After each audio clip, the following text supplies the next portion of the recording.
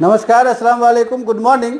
आज हम एक ऐसे टॉपिक लेकर के आए हैं जो कि सभी के जीवन को प्रभावित करता है और उसे हम कहते हैं कि आप अपने एक्सपेंस को कैसे मैनेज करते हैं। जितनी बेहतरीन मैनेजमेंट आपका एक्सपेंस पे है उतनी बेहतरीन आपकी लाइफ है। तो इसके लिए हम बनाते हैं इनकम एक्सपेंस प्रोफाइल, यानी जितना आपका इनकम होता है उसमें आपके एक्सपेंस को फिट होना है। तो यूजुअली जो जितनी भी आपके खर्चे हैं उसको हमने क्लब किया है और ग्रुप बनाया है। ग्रुप बना करके इसको 8 हिस्से में बांटा है कि आप अपने खर्चे को 8 हिस्से में कंट्रोल कर सकते हैं। अब इसमें है कि हर तरह के खर्चे में एक फिक्स्ड होता है जिसको कि आप बिल्कुल अवॉइड नहीं कर सकते। दूसरा होता है वेरिएबल। अब वेरिएबल में क्या है कि है भी वो भी फिक्स की तरह ही है, लेकिन उसमें है कि कुछ अल्टरनेटिव्स आपके सामने होते हैं जिसमें कि आप चूज कर सकते हैं कि कौन सा बेस्ट आपको सूट करता है। इसके बाद है कि 1 बाय 1 करके मैं सभी ग्रुप में करूंगा किस खर्चे को किस ग्रुप में आप डालेंगे। तो सबसे पहला इसमें आता है कि फूड, यानी खाने के लिए, जीने के लिए खाना जरूरी है। तो खाने में क्या क्या आता है, तो पहला यह है कि आपका जो डेली डाइट है यानी जो राशन है वो मंथली आप ग्रुप करें। मंथली आप उसका बनाए हिसाब से कितना आप खर्च करते हैं। उसके बाद है स्पेशल डाइट कि हमारा पर्व त्यौहार है, फेस्टिवल है, उसमें हमारा खाना कुछ स्पेशल होता है तो किस महीने में कितना आता है, कौन फेस्टिवल आता है, उसको आप इसमें अकाउंट करें। उसके बाद है कि डे आउट या घर पे ही फैमिली और फ्रेंड को आप बुलाते हैं वो। उसके बाद है कि कुछ लोगों के लिए मेडिसिन एक ज़रूरी चीज़ है, यानी उनके लिए दवाई के बगैर उनका जिंदा रहना कठिन है, तो उसको भी आप इसको खाने वाले में ही डालें कि आपका मेजर पोर्शन दवाई का जो है, जो रेगुलर है, उसको आप यहाँ पे डालें। उसके बाद जो दूसरा ग्रुप आप बनाते हैं तो दूसरे ग्रुप में है यूटिलिटी बिल, जो कि मेजर एक्सपेंस है एक मिडिल क्लास आदमी के लिए, और उसमें हम जोड़ते हैं कि electricity bill, water, LPG, LNG, उसके बाद है टेलीफोन, मोबाइल बिल, इंटरनेट, जो सबसे ज़रूरी चीज़ आज की तारीख में है। तो इन खर्चे को आप यहाँ पे डालें और इसके बेस पे मतलब आप जो इनकम है उसके बेस पे आप सोचें कि कौन सा प्लान लेना है। और खामखा मतलब ऐसा नहीं है कि हम तकलीफ में जी रहे हैं, हम इंटरनेट 512 वाला यूज कर रहे हैं और 3 GB वाला कोई और यूज कर रहा है, 10 GB वाला किसी और के हिस्से के लिए आप समझ रहे हो। आप पहले अपने इनकम को सेग्रीगेट करो। आपको पूरा हक है कि अगर आप मैनेज करो तो आप हाईएस्ट स्पीड वाली इंटरनेट को इस्तेमाल करो।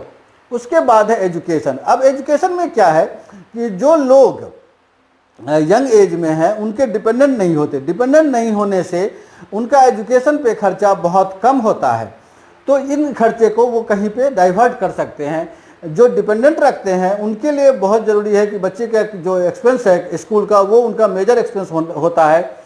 अब यहाँ पे जो लोग सिंगुलर है, जो लोग सिंगल हैं, उनके लिए है कुछ रिफ्रेशर कोर्स कर सकते हैं, कोई गैजेट खरीद सकते हैं, कोई एजुकेशनल सेमिनार कर सकते हैं, कोई किताबें खरीद सकते हैं, अपने आप को अपग्रेड करने के लिए, अपने आप को रिफ्रेश करने के लिए कुछ बुक खरीद सकते हैं, तो वो इस कॉलम में वो डालें।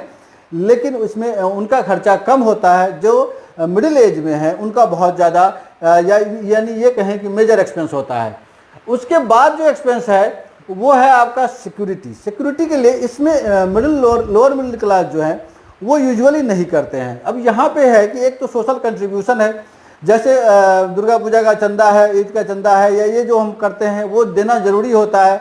और उसमें भी ये होता है कि बहुत सारे लोग इमोशन के हिसाब से डिसीजन लेते हैं, यानी उनको जितनी बेहतरीन तरीके से अप्रोच किया जाए वो उतना ज़्यादा कंट्रीब्यूट करते हैं।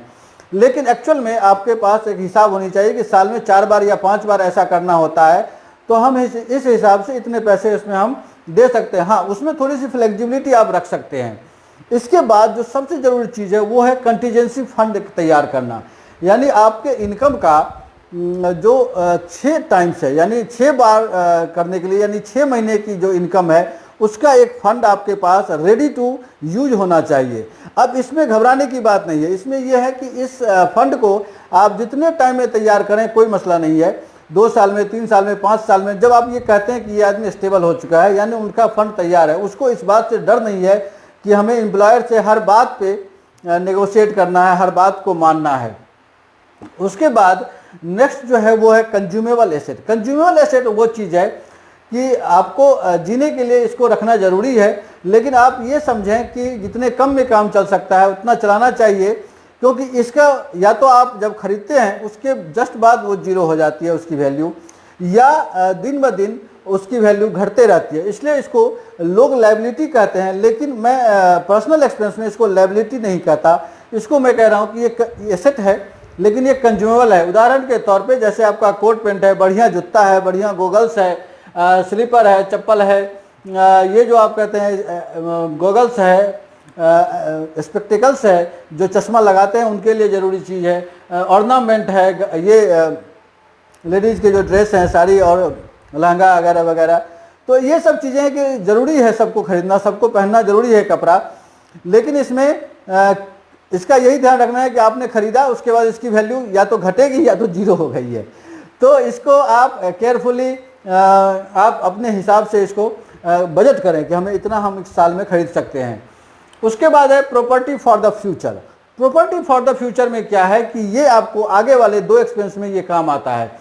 यानी आपके पास इसका एक बजट होना चाहिए कि इतना % हम खर्च करते हैं। जैसे अगर आपने घर खरीद लिया या लोन ले लिया तो उसका EMI है या VC है या FD आप जमा कर रहे हैं, लेकिन समथिंग अपने भविष्य के लिए। भविष्य से मतलब है कि जब आप काम ना करने के लायक रहेंगे, यानी 60 साल जब आप रिटायर कर जाएंगे, उस उम्र के बाद आपको ये जो पैसे हैं ये काम आएगा।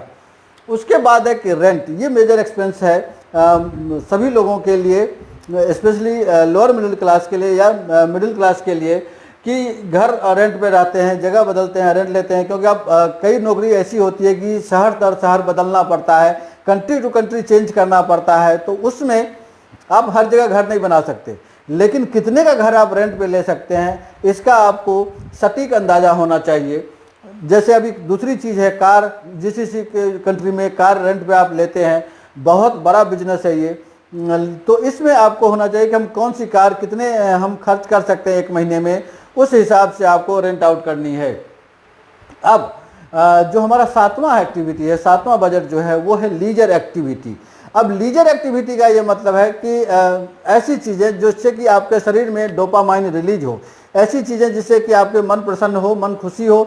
और बहुत बेहतरीन होगा कि अगर आप मतलब दूसरी कंट्री जाते हैं या दूसरे शहर जाते हैं, यानी घर में बिताना जो लीजर एक्टिविटी है वो एक काइंड है, लेकिन इससे आपकी डैमेज कंट्रोल होती है, आपकी जो दिमाग है वो हल्का होता है और उससे आपके शरीर को राहत मिलती है। ये जो तनाव से जो परेशान हुआ रहता है उससे उसको राहत मिलती है। तो वो खर्चा करने के लिए बजट आप ज़रूर करें। अब इन सब के बाद जो 8वीं चीज़ है वो है lending to friend and family, यानी दूसरे लोगों को पैसा उधार देना, कर्ज देना।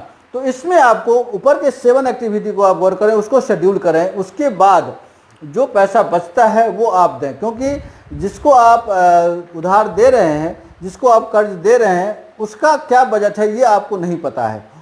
आप उसमें गेस करते हैं और गेस करके अपने आप को सेटिस्फाई करते हैं, लेकिन हो सकता है कि जो टाइम पीरियड उसने दिया है, यानी उसने कहा कि 3 महीने में हम रिटर्न करेंगे, तो हो सकता है कि 3 महीने में वो रिटर्न ना करे।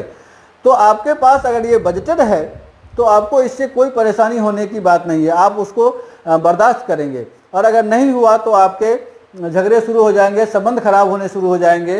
तो इसलिए ये बेहतर है कि आप ये देखें कि ऊपर के 7 खर्चे में आप क्या कर सकते हैं। और ये जब ये किसी को आप उधार दे रहे हैं तो आपको ये समझना चाहिए कि ऊपर वाला कौन सा खर्चा मेरा सेक्रीफाइस हो रहा है, तो उस खर्चे को जब वहाँ से रिटर्न आए तो आप सेफली उसको उस जगह पे फिट करें। तो आज के लिए इतना ही। और मैं एक एग्जाम्पल के तौर पे एक प्रोफाइल आपके सामने रख रहा हूँ। अब इसमें है कि एक आदमी का ये है, लेकिन इसमें है कि सभी लोगों का, सभी इंडिविजुअल का अपना प्रोफाइल होता है और वो इनकम के हिसाब से होता है, डिपेंडेंट के हिसाब से होता है। यानी अगेन जो सिंगल है उसका अलग होगा, जो रिटायर्ड लोग हैं उसके अलग होंगे। लेकिन ये जो खर्चा है ये मिडिल एज के लोगों के लिए है, जहाँ पे कि फूडिंग 30% हो रहा है इनकम का। लेकिन जिनकी सैलरी ज़्यादा होती है वो ये एक्सपेंस बहुत कम होता है, 10% 5% में हो जाता है। उसके बाद एजुकेशन है, जो कि डिपेंडेंट है, आपके बच्चे हैं तो आपको इस पर खर्चा मेजर होना है। उसके बाद सिक्योरिटी पे यहाँ पे 9% कम है, स्टैंडर्ड जो है वो बढ़ाना चाहिए यहाँ पे, लेकिन जितनी कर सकते हैं आप। उसके बाद प्रॉपर्टी फॉर द फ्यूचर। अब इसके प्रोफाइल को अगर आप देखते हैं तो इसमें क्या है कि ये 30% fooding, education, property for the future, क्योंकि ये मेजरली EMI होता है इस एज में। उसके बाद जो रेंट है ये भी तकरीबन फिक्स है। तो अब यहाँ पे आप देखेंगे तो 30, 20, 50, 10, 60, 18, 68, उसके बाद यूटिलिटी का जो बिल है ये भी नियति की तरफ से फिक्स है। तो ये 73% जो इनकी इनकम है वो लॉक है, उसमें वो कुछ भी हिला नहीं सकते। बाकी जो बचा 27%, 27%, उसी में उनको ये भी करना है कि लीजर एक्टिविटी भी करना है और उनको सिक्योरिटी के लिए भी फंड बनाना है, साथ में अपने फैमिली और फ्रेंड्स के साथ भी रिलेशन मधुर रखने के लिए, रिलेशन बढ़िया रखने के लिए कुछ ना कुछ पैंच उधार करना ही होता है। तो इसके लिए इनके पास सिर्फ 23% का है इस इनकम में, इस एक्सपेंस में। लेकिन हर इंडिविजुअल का अपना होता है। आप लोगों से मेरा रिक्वेस्ट है, जो भी मेरा वीडियो देख रहे हैं वो अपनी फाइनेंशियल फ्रीडम के लिए इस तरह का बजटिंग करें और फिर जो उनको प्रॉब्लम आती है वो इसमें कमेंट करें, या कोई नया खर्चा जो इसमें इंक्लूड नहीं हो पाया है उसको आप कमेंट करें कि इसको किस ग्रुप में डालें, तो वहाँ पे हम इसको एडजस्ट करने की तरीका बताएंगे। और इससे भी ज़्यादा हो कि अगर आपको लगे कि मेरी प्रोफाइल मैं बना दूँ तो वो भी मैं कर सकता हूँ, उसके लिए भी आप हमसे संपर्क करें, कमेंट करें इसमें। तो आज के लिए बस इतना ही, और हम जल्द मिलते हैं ऐसे किसी यूजफुल वीडियो के